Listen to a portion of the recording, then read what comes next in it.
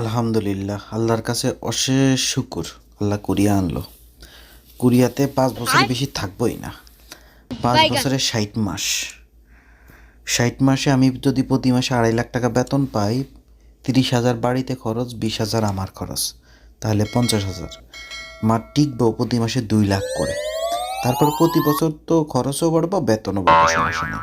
এবারে যে 2 লাখ, তার মানে আমার বছরে 24 লাখ, 5 বছরে 1,20,00,000। তারপরে থেজিকম এগুলা মিলে আরো 30 লাখ, মোটামুটি 1.5 কোটি। আলহামদুলিল্লাহ, আমারও তো টাকার দরকার নেই, হয়ে যাবে। 2000 years later.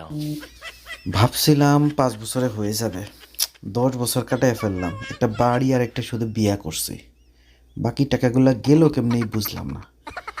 তবে আর 2 বছর 3 বছর অবৈধ থাকলে সব ঠিক হয়ে যাবে। না, আর 2 বছর অবৈধভাবে, আর 2 বছর, তারপর দেশে চলে যাব।